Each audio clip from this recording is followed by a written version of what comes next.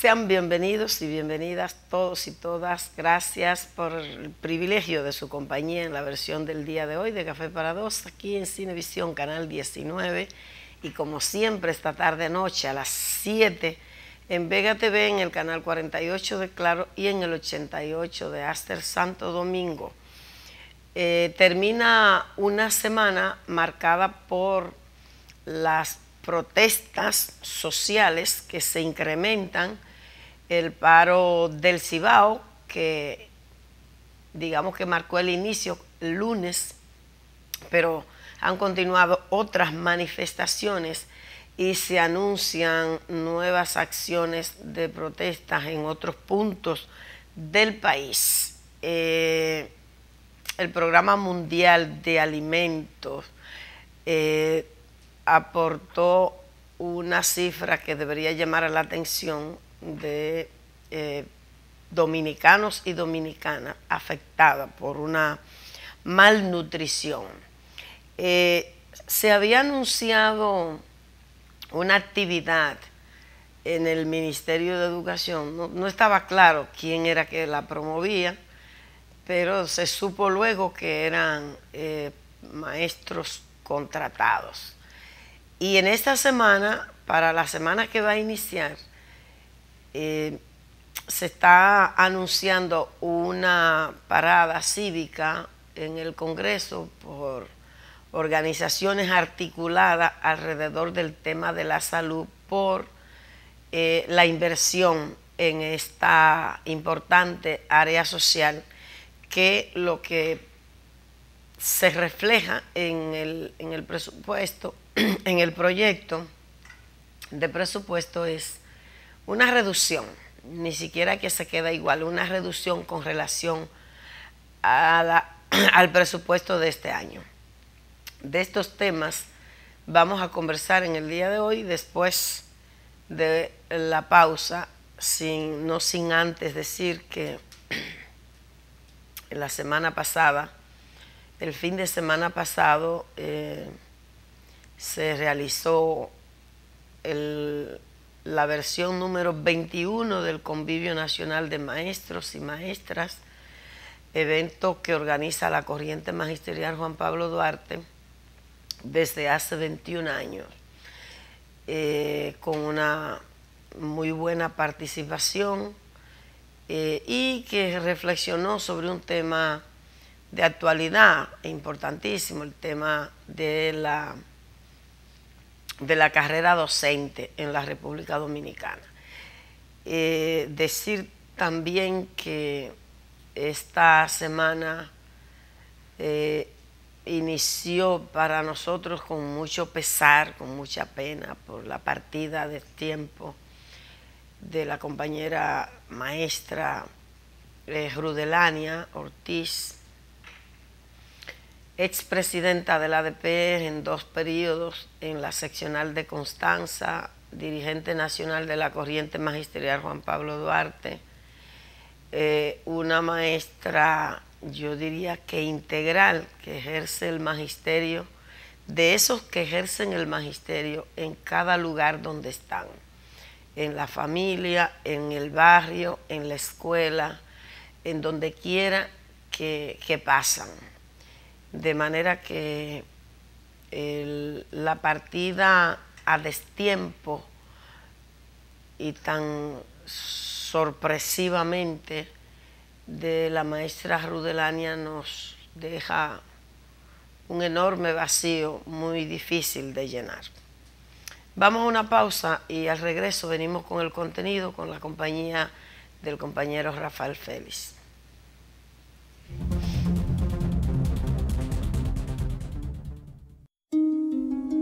Sobre estos hombros descansa el futuro de la nación. COPNAMA aporta cada año decenas de profesionales a través de su programa nacional de becas, que les cubre absolutamente todo, desde su matriculación hasta la graduación. Así trabaja COPNAMA, socialmente responsable y comprometida con el desarrollo de nuestro país. Esta es la Cooperativa Nacional de Servicios Múltiples de los Maestros, COPNAMA, un esfuerzo colectivo del Magisterio Nacional.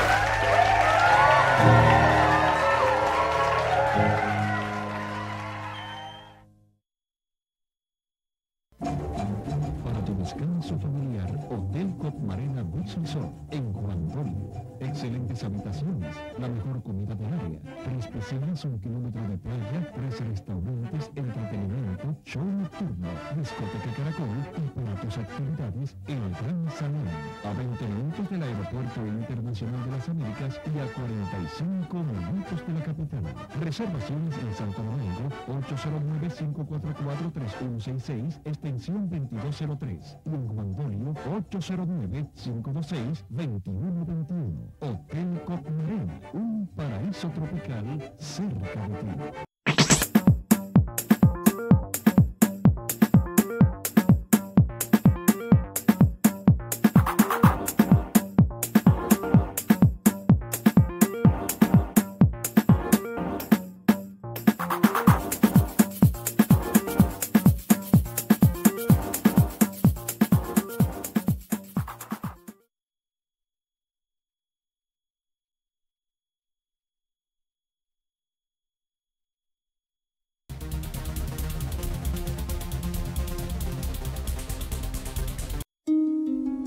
Sobre estos hombros descansa el futuro de la nación.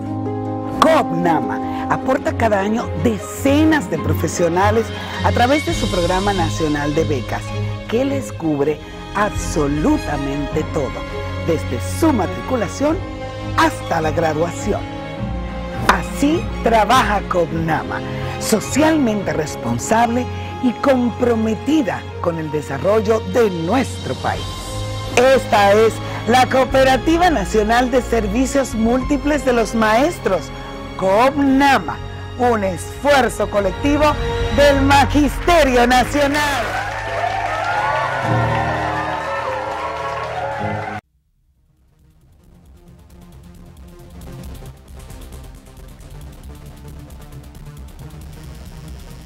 Gracias por seguir compartiendo con nosotros el contenido de Café para Dos. Rafael, buenos días. Muy bueno, muy bueno. Usted estaba de vacaciones el fin de semana pasado. Sí, Teresa, pero en una gran actividad. Sí, una gran actividad, la verdad.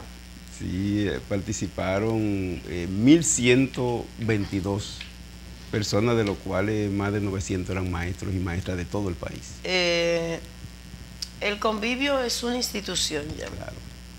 Yo creo que es un evento, un espacio que llena un vacío, una necesidad del magisterio de combinar un espacio de reflexión y de intercambio de experiencia con la recreación sana. Sí. Muy necesaria, es un derecho humano el ocio, la posibilidad de descansar. También algo que constituye ya un derecho. Ciertamente, María Teresa, y eso debiera ser incluso una política oficial, invertir en que los maestros puedan periódicamente tener esos espacios humanos, ¿verdad? Sí, de recuperación, más aún en periodo tan intenso como el que está viviendo el Magisterio Nacional. Incluso yo creo que los maestros están convencidos de que eso es así y cada año asisten a esta actividad que ya es del magisterio. Trasciende por mucho la corriente magisterial Juan Pablo Duarte. Así es. Lo esperan Así. Los maestros y las maestras. Yo creo que el tino fue de la corriente de plantearse esa iniciativa cuando se la planteó. Y ya está institucionalizada. Sí, mira, habría que decir también, María Teresa, la importancia de los temas. El tema situado en carrera docente en el marco de la reforma a la ley. 3 exposiciones, 4 intervenciones excelentes se desarrollaron, que la vamos a colgar en la página de la corriente de manera que cualquiera pueda revisar los textos de la ponencia que se hicieron, porque de verdad que están actualizadas, muchos datos, mucha información y sobre todo propuestas que bien sirven para orientar la intervención del magisterio en la reforma a la ley de educación en aspecto carrera docente. Bueno, muy bien. Como siempre, el magisterio de Jima muy atento. Me pasa, Rubén, la nota del acto de juramentación de la nueva directiva de la seccional del ADP en Jima. Es el viernes 9 de noviembre a las 8:30 de la mañana. Me está invitando, la verdad es que a mí me encantaría ir, pero yo tengo docencia de miércoles a viernes en el sur, y entonces cualquier actividad que es de miércoles a viernes me resulta imposible participar, por lo menos en este semestre. De manera que por eso no estaré, pero en espíritu estaré presente. Es una seccional integrada por un magisterio que siempre me ha dado un trato de mucho cariño, de mucho afecto, y con el que yo he tenido la oportunidad de compartir mucho, de manera que sería un privilegio para mí poder estar. Lamentablemente, por ese compromiso laboral, no puedo, pero en algún otro momento pues estaré por ahí. Así es que le mando un abrazo fuerte al magisterio de Jima Abajo y del país, que sigue Café para Dos. Hay que decir, María Teresa, que un conjunto de sesionales han ido juramentándose. La sesional de Vallaguana hizo su acto de juramentación, aunque no estuve, me dijeron que Joselín Ogando hizo un gran discurso en la juramentación. No me sorprende, Joselín. Sí, una estrella, Joselín. ¿Está de regreso? Sí, definitivamente. Eso es él. Y tiene una profundidad extraordinaria, igual que la sesional de Mao hizo su acto de juramentación. Vi imágenes muy lindas y muy concurrida la actividad. Allá estuvo Juan Núñez también, que hizo una gran intervención en esa actividad de juramentación de los compañeros de Mao. Muchas seccionales tienen su programación. En esta semana van a haber bastante Palenque, que están ya organizando su actividad, y otras que esperarán la juramentación del Comité Ejecutivo Nacional, que será el próximo 25. Pero nada, a augurarle muchos éxitos. Yo creo que hay como un ambiente esperanzador.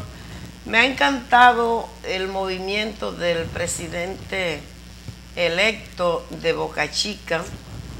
Está bastante activo, está adelantando pasos, visitando instituciones que tienen que ver con necesidades de las escuelas de su municipio. Por ejemplo, vi visitando la institución que tiene que ver con el servicio de agua potable, porque hay escuelas que no tienen agua potable, y me parece bien que esté en esos pasos, que ha visitado el ayuntamiento, se ha reunido con la policía escolar, como visualizando un poco los temas que tienen agenda esa seccional, porque importan al ámbito de la educación. Yo creo que eso es muy importante y da cuenta de una visión amplia del tema de la responsabilidad de una dirección del sindicato en una jurisdicción. Tiene que preocuparse por todos los problemas que afectan la actividad educativa, lo que es propio de las reivindicaciones de los maestros y las maestras, pero también cómo los niños y las niñas participan en el proceso educativo. A mí me parece que eso es muy esperanzador, y quiero mandarle una felicitación por eso al compañero Clemente, que es el nuevo presidente de la seccional de Boca Chica de la ADP. Pero bueno, no es solo juramentación de seccionales, de nuevos dirigentes del ADP. Hay muchas cosas que se calientan. Está todo el tema de la actividad política y la lucha interna en los partidos, como en la reunión que el fin de semana hubo, que duró como 10 minutos. Ay, señores, increíble cómo que andamos. Que una reunión de un comité central de un partido que tenía años que no se reunía, dura 10 minutos porque 2 se pusieron de acuerdo. Señores, una demostración de cómo es que anda el nivel. Porque no hay más cabeza ahí, no hay gente que tenga alguna inquietud, que pueda plantear una reflexión, que pueda... Nada de eso. 10 minutos el comité central y terminó. ¿Cuántos años hacía que no se escuchaba la convocatoria del comité central del partido que gobierna? Así. Eso es una demostración de cómo andamos en el mundo de la política criolla, pero después de esa reunión, entonces han comenzado a salir muchas cositas y a tirarse en las redes sociales, que si fue esto lo que se aprobó, que si los acuerdos fueron aquellos, en fin, y como en un tono cada vez más encendido. Definitivamente, María Teresa, así es. Oh, pero el conflicto sigue igualito, ¿verdad? Sí. Parece que la reunión fue solo para satisfacer a aquellos que estaban exigiendo que se reuniera el comité central. Sí, pero todo parece indicar que ahí hay una batalla fuerte, como dijo Euclides de Gutiérrez Félix. Ese sí habló en español. Sí. Le digo que hay que entender eso, porque si salen del poder, vamos todos presos. Y eso sí, eso es verdad. Pero eso es casi una confesión. Y él sabe por qué lo dice. Eso es una confesión. Definitivamente. O sea, porque si no, el que ha actuado correctamente no tiene por qué temer, ¿verdad? Absolutamente. Ahí virgen pura, pero aquí sí es verdad que se ven cosas. Así es. Bueno, pero están las altas cortes también, el Consejo de la Magistratura. Se dicen los nombres de quienes van para las altas cortes, andan en la calle, con mucha certeza, lo que indica que un tema tan serio, tan fundamental para que haya un mínimo de funcionamiento de la justicia como un poder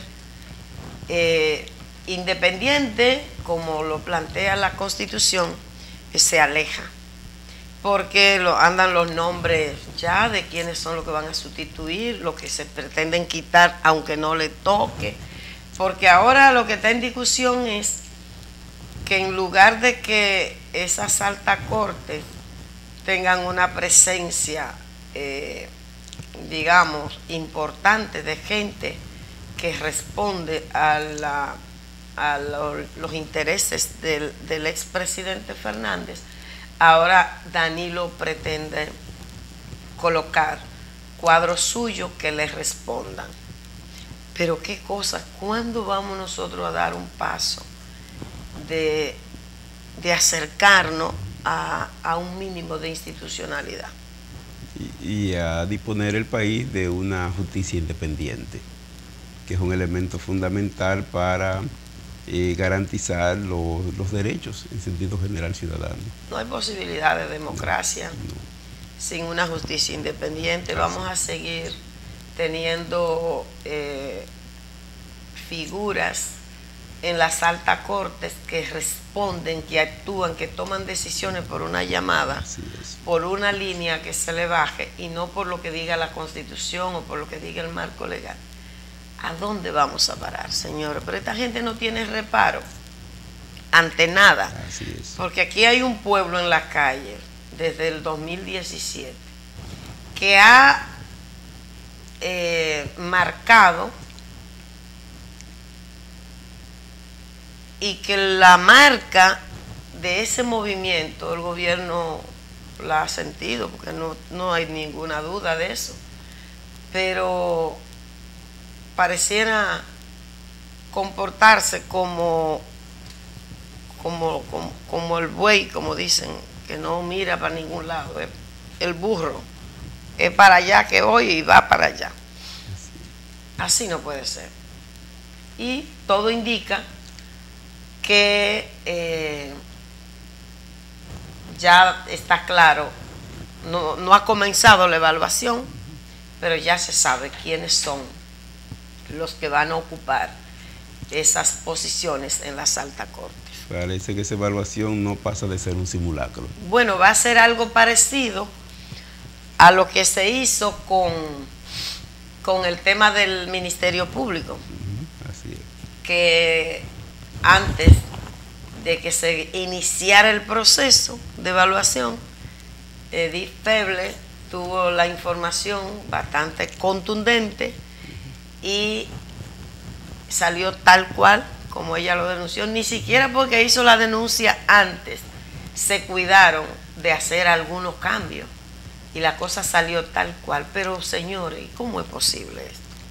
Así es. Hay razones cada vez más para plantearse el movimiento, persistir en esta pelea por lograr que el país inicie un proceso de cambios institucionales que apunten a la construcción de una democracia que genere esperanza en este pueblo. Así es. Y eso explica, también interesa la decisión del pueblo de movilizarse. Claro. No hay duda de que es así, es que no cree en lo que dicen y no cree en las instancias que deben tomar las decisiones a favor del respeto de los derechos ciudadanos. No recibe ninguna señal, ninguna demostración, ningún comportamiento que le haga pensar que puede confiar. Por eso yo creo que el nivel de indignación que tiene la ciudadanía se manifestó, Rafael, en este paro del Cibao el lunes de esta semana. Fue por más que lo quieran descalificar y envolver, lo que se expresó el lunes 29 en el Cibao, en la 14 provincia del Cibao, es simplemente una demostración del grado de malestar que tiene el pueblo dominicano con el gobierno. Eso fue lo que pasó. En general, salvo algunos puntos, fue un paro marcado por el civismo, es decir, donde la ciudadanía simplemente, los del transporte decidieron no viajar, no salir a las calles, donde los dueños de los comercios decidieron cerrar, donde las actividades educativas privadas y públicas se paralizaron y la gente se quedó en su casa. Esa es la verdad. Yo creo que el gobierno debería entender lo que pasó en las 14 provincias del Cibao el lunes como un mensaje muy claro. Tomarlo como un plebiscito. Eso fue lo que pasó. La gente no está conforme con lo que está pasando, señores. Es que a fuerza de propaganda nos quieren pintar una República Dominicana que no existe. Nos quieren mostrar una realidad que es inexistente, que en la cotidianidad la gente vive otra cosa, una realidad muy diferente. Y obviamente eso es lo que se está manifestando. Ha habido después, alrededor del tema de la exigencia, del reclamo de reducción de los precios de los combustibles al nivel que realmente debería estar, va generando cada vez más articulaciones, Rafael.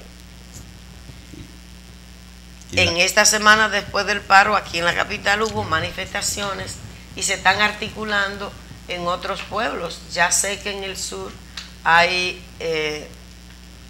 acciones orientadas a establecer una manifestación en pueblos del sur. Y el tema, María Teresa, es que la respuesta del gobierno ha sido una impresionante acción represiva. Y la indiferencia. Y la indiferencia en tanto y cuanto no está respondiendo a la demanda de la población. Aunque algunas que son demandas incluso básicas de obras necesarias y urgentes, que ni siquiera tienen grandes costos, algunas de ellas, de las que están reclamando, y otra, lógicamente, que toca la política nacional en relación sobre todo con el tema del costo de los combustibles, sí, pero el que gobierno, es un asalto además a la población. Exactamente. Es un atraco. Claro. Es un atraco y la gente se ha dado cuenta. Y yo creo, para establecer que la lucha siempre tendrá sentido, que si no han aumentado los precios de los combustibles en un conjunto de semanas, tiene que ver con esa manifestación. Definitivamente. Esa actitud y ese nivel de articulación que se está dando, esa coalición alrededor del tema, del reclamo de reducción, de establecimiento del precio justo de los combustibles, que es lo que la gente está reclamando. Y en ese sentido se articulan los cacerolazos a nivel de los barrios. Hubo en Cristo Rey, pero también ayer hubo en los Guandules otra manifestación en donde la presencia de las mujeres, de las amas de casa, ha sido muy significativo, porque, bueno, las mujeres tenemos que lidiar con esa realidad y la palpamos quizá con mucho más crudeza, porque es mayor el número de mujeres que es quien compra, quien va al mercadito, quien va a los colmados, quien va al súper, para darse cuenta de cómo ha impactado todo esto, los costos de los artículos de consumo básico. Y entonces quizás eso explique el altísimo número de participación de mujeres en estas manifestaciones. Parece que hay que hacer una pausa, Teresa. Así es. Vamos a una pausa y venimos con más.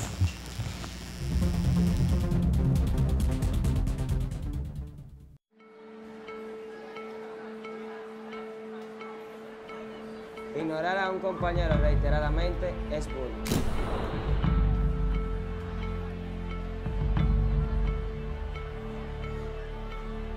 Bullying es arrebatarle sus pertenencias a alguien repetidas veces a la fuerza.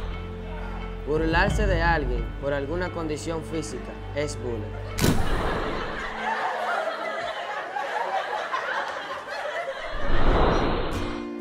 Esto debe cambiar. No seamos parte del abuso. Detengamos el bullying.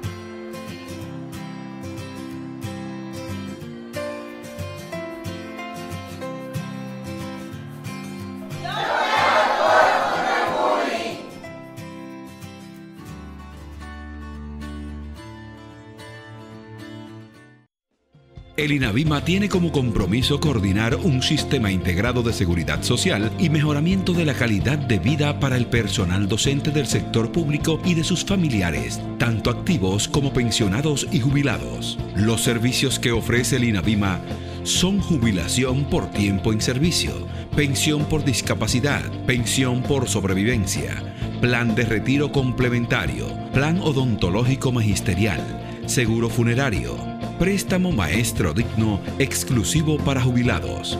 En INAVIMA estamos comprometidos con el sector magisterial. Acércate a nosotros. Llámanos libre de cargo al 809-686-6567 o marcando *462. Consulta en nuestra página web www.inavima.gov.do. Sobre estos hombros descansa el futuro de la nación. COPNAMA aporta cada año decenas de profesionales a través de su programa nacional de becas, que les cubre absolutamente todo, desde su matriculación hasta la graduación. Así trabaja COPNAMA, socialmente responsable y comprometida con el desarrollo de nuestro país. Esta es la Cooperativa Nacional de Servicios Múltiples de los Maestros, COPNAMA, un esfuerzo colectivo del Magisterio Nacional.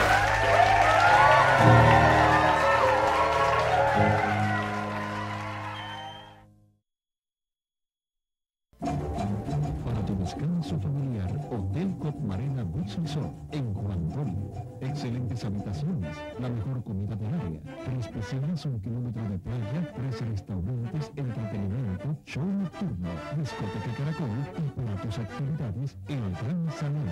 A 20 minutos del Aeropuerto Internacional de las Américas y a 45 minutos de la capital. Reservaciones en Santo Domingo, 809-544-3166, extensión 2203. Y en Juan Dolio, 809-526-2121. Hotel Cop Marina, un paraíso tropical cerca de ti.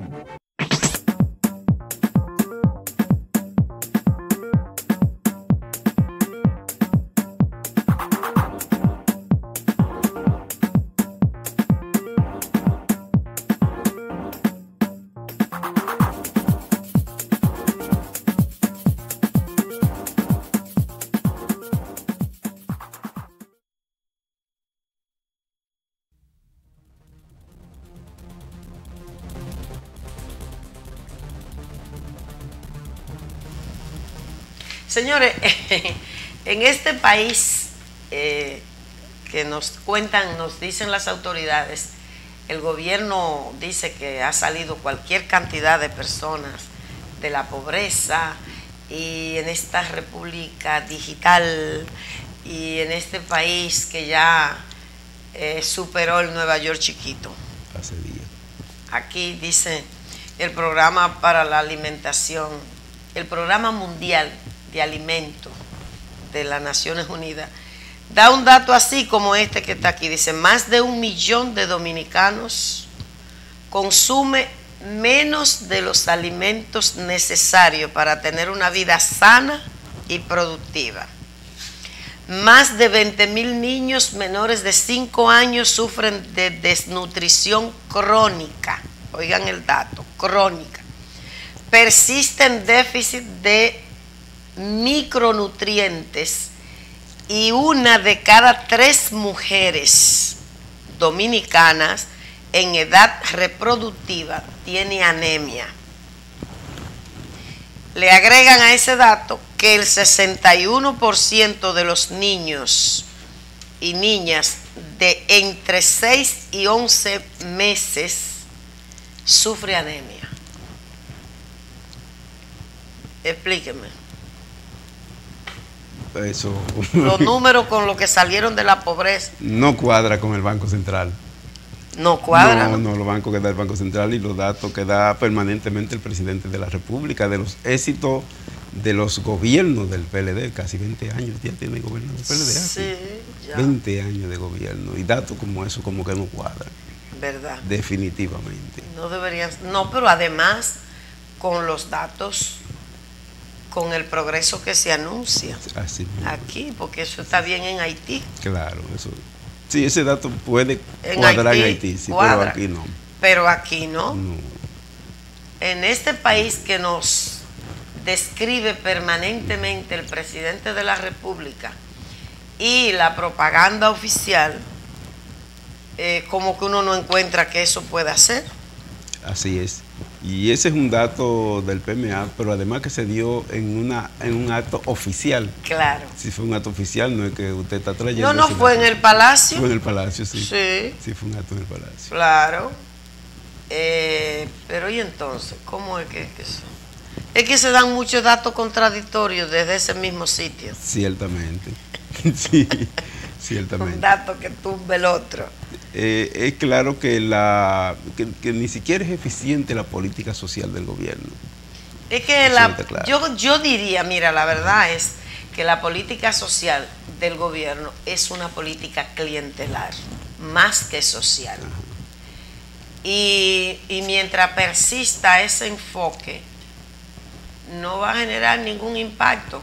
Una política social con criterio que apunta a reducir pobreza, se supone que va impactando y va sacando gente de esos programas. Así es, ciertamente. Va sacando, entonces tú tienes que aquí te anuncia el gobierno que sacó cualquier cantidad de personas, de dominicanos de la pobreza, pero nadie sale de los bonos, del programa de bonos. De todos los programas de asistencia. No sale ninguno, entonces siguen siendo pobres, porque tú les retiras eso y ya. La política de reducción de pobreza puede admitir ese tipo de programa, pero digamos por un tiempo, que se supone que en la medida en que va saliendo la gente de ese nivel de pobreza ya no necesita estar en esos programas.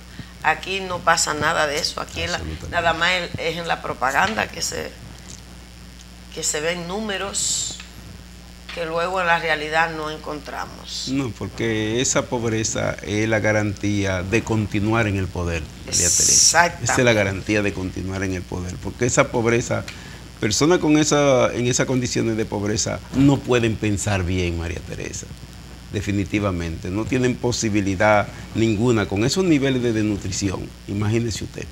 Claro. Y sobre todo, digo, embarazadas en esa condición, esos niños. Eso tiene una repercusión que impacta la vida de los que vienen en camino. Así es. Es decir, no es cualquier dato, No. Realmente este es un dato que debería alarmar y debería provocar una reorientación en esa política, pero eso no va a pasar porque al final de lo que se trata es de tener gente cautiva. Así es. Que se pueda narigonear por su condición de dependencia. Y así es muy lamentable. Rafa, con el tema de los incentivos, tantos profesores escribiendo, el tema de la evaluación, ¿cuál es la situación de esto? De los maestros y maestras que aún no terminan de recibir el incentivo que le corresponde por la evaluación. Son miles los docentes que no han recibido su incentivo. Pero ¿cuál es el problema? ¿El proceso se acabó? El proceso, digamos, concluyó en sentido general. Ellos están colgando ahora un portal en la que le están pidiendo a los maestros que revisen si tienen todas las acciones de evaluación aplicadas. Muchos tienen todas las acciones de evaluación aplicadas y fueron evaluados, más no han recibido su incentivo. ¿Y cuál es la explicación? No han dado una explicación clara.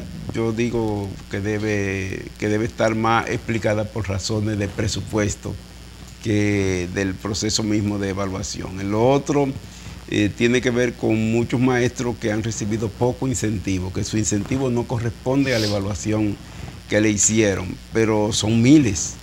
Son miles y usted lo siente en las redes, ¿verdad? La cantidad de personas que está escribiendo y protestando porque los incentivos no se le ha aplicado. Y lo otro tiene que ver con que no se le aplica el retroactivo, que es un compromiso, el retroactivo de enero.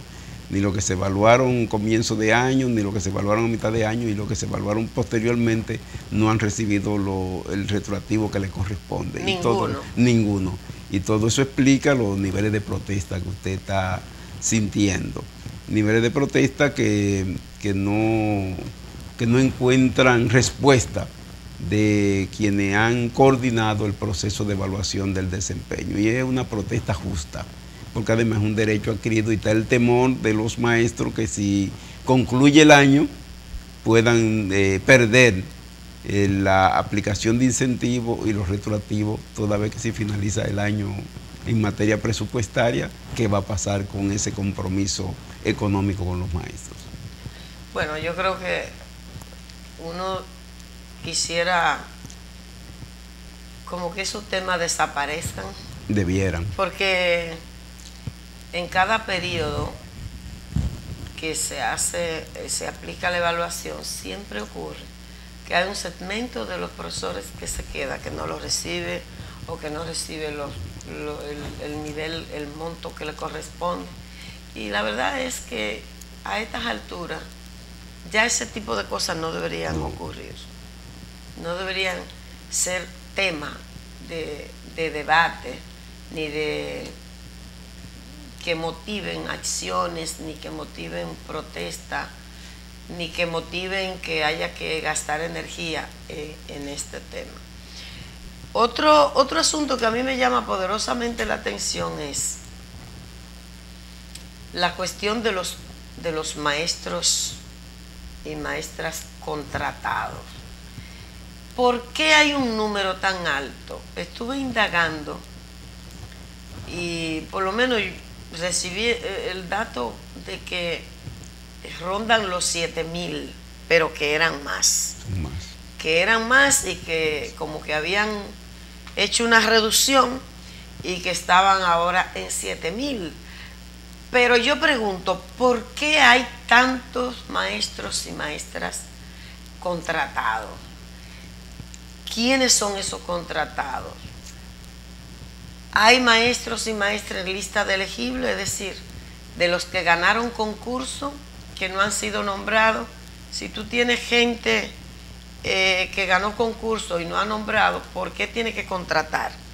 Además, hace mucho que no escucho yo que se convoca concurso en el ministerio. 2 años sin hacer concurso, María Teresa, en violación a las normas, se supone que debe hacerse. Pero ¿cuál es el seguimiento a este tema de los contratos? Porque ¿en qué condiciones se contrata? ¿A quiénes se contrata? Usted sabe, María Teresa, que cada año debe hacerse concurso para completar los maestros que hagan falta en las escuelas. Si no se hace concurso hay un vacío evidente. Hay escuelas incluso casi completas con maestro contratado, no con maestro de concurso, y eso es un tema muy crítico. Esos maestros, usted sabe que se le paga prácticamente la mitad del salario de los maestros regulares, y ese es un tema. Y lo otro... ¿Y cuál es el perfil de ellos? Que esos docentes... ¿Qué criterio? No, Teresa. Hay incluso personas que no pasaron el concurso, el último concurso, que están contratados. Por decir un caso, hay estudiantes de pedagogía que son los que están siendo contratados. Hay maestros que concluyeron, que también contratados, hay de todo un poco ahí. Pero ahí no será una brecha para el tema clientelar. Eso da clientelismo por todos los lados, María Teresa. No es brecha, no. Eso es que hay una puerta abierta al clientelismo. Y lo otro, cómo eso impacta negativamente a la carrera docente, en la medida en que puede estarse imponiendo una política de contrato, no de concurso. ¿Usted me entiende? Y eso es sumamente peligroso. O sea, los niños, las niñas, los jóvenes, adolescentes que son los estudiantes, eso no importa, porque ahí hay un tema también de los aprendizajes de los niños y las niñas, porque una persona que ni probablemente se enganche, que no tiene la formación, que fue al concurso y se quemó, y luego lo contratan, ¿qué va a pasar? ¿Y dónde es que queda entonces el deseo de mejora? Los esfuerzos por mejorar la calidad de los aprendizajes son ahí, ¿no importan entonces? No importa. Y esa era una práctica que se usaba mucho en el Ministerio de Educación. Yo quiero decir que con los concursos eso había bajado un poco. Yo recuerdo en un momento, yo misma fui que hice la denuncia de que se estaban nombrando personas que se quemaban, y recuerdo que en ese momento era viceministra de Asuntos Pedagógicos, Minerva, y ella reaccionó molesta y dijo que mandaría una comunicación para pedir pruebas, y yo le dije que la mandara, que si la mandaba tenía prueba al segundo, porque yo tenía una cantidad de evidencia de personas que habían ido al concurso, se habían quemado, o sea, no lo habían aprobado y estaban nombrados. Mientras, incluso en lugares donde habían en lista de elegibles, maestros y maestras que sí habían aprobado el concurso. Pero ahora mismo hay cita de elegible. Entonces, eso, tú ves, eso es lo que yo digo. Por eso eran toda mi crítica a la gestión que concluyó del ADP. Porque ese es un tema que al ADP le sale ponerse al frente de eso. Porque es un tema que afecta los propósitos de mejora de la calidad de los procesos de aprendizaje.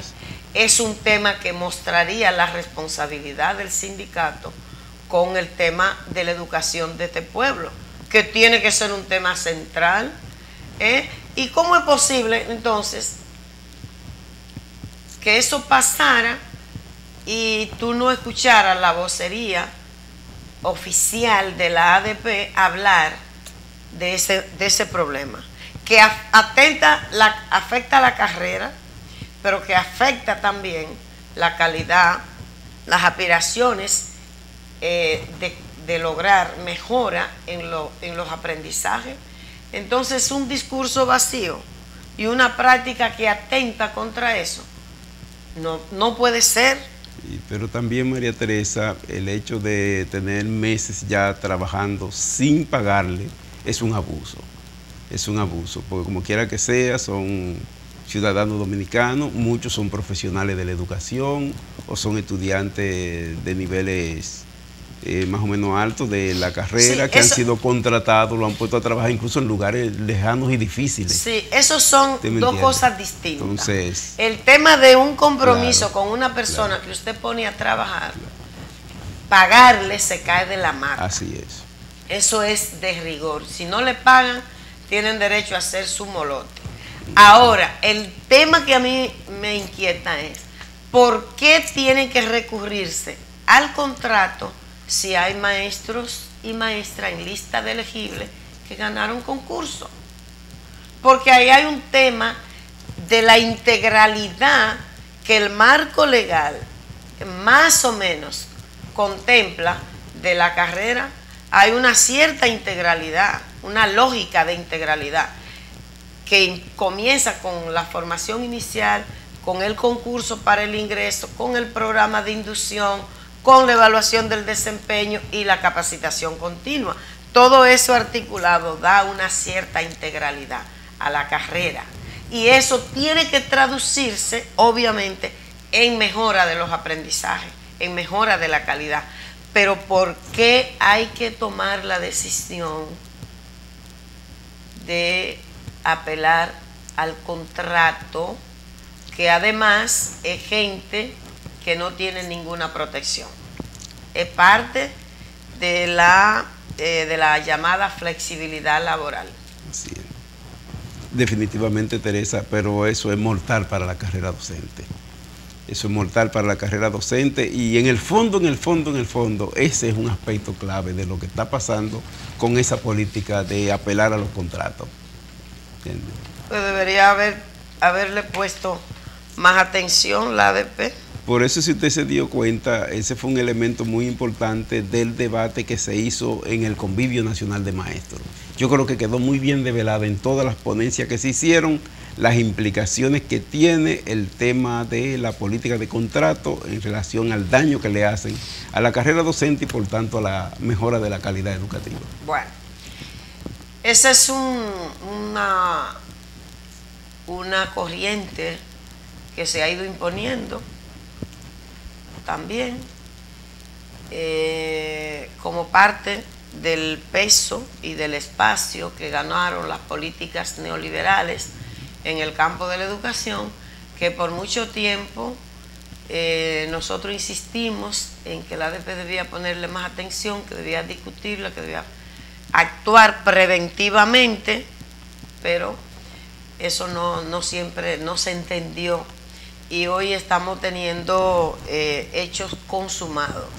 Me parece que hay que seguir de cerca este tema, porque no es menor y deja en el vacío el discurso de intención de mejorar la calidad de la educación. Yo diría, Teresa, que ese es un tema uno de la agenda que debe emprender la nueva gestión del ADP frente al Ministerio de Educación. Con una mirada bastante integral. Debe hacerlo. Creo que debe verlo con integralidad. Claro. El tema, porque tiene muchas repercusiones, repercute en muchos ámbitos. Así es. En la carrera, pero también en los procesos que se dan en el aula, en la perspectiva de la educación, en la reivindicada calidad de la educación, entonces en los derechos de los niños y las niñas, en la educación que este pueblo tiene derecho a esperar. Yo creo que todo eso está implicado. Y a propósito, hay que decir que hay países donde las políticas neoliberales se aplicaron con tanta fuerza que se expresó también en cambio en el programa, por ejemplo, con la exclusión de la filosofía, lo que también pasó aquí. El caso de España, que ahora se dieron cuenta el impacto que tiene haber sacado la filosofía del bachillerato. Aquí se están sacando muchas cosas. El Congreso aprobó el restablecimiento urgente de la filosofía en el programa de la educación secundaria. Nosotros deberíamos mirar eso, porque ahora nadie entiende nada. Pero señores, la filosofía es lo que enseña a pensar lógicamente. Y no queremos entender por qué tenemos la situación que tenemos en la educación. Ese es un tema que debería verse de nuevo en el marco de todo los debates que se generen, las evaluaciones que se hagan, las investigaciones para la formulación de nuevas propuestas de políticas educativas, de intervención, porque lo cierto es que a mí me parece que los neoliberales hicieron bien con plantearse esa exclusión en el marco de las reformas que se impusieron en toda América Latina en el campo de la educación. Los neoliberales hicieron lo que le correspondía hacer, porque eso es lo que responde a su visión, a su enfoque y a sus intereses. Bien por ello. Sí.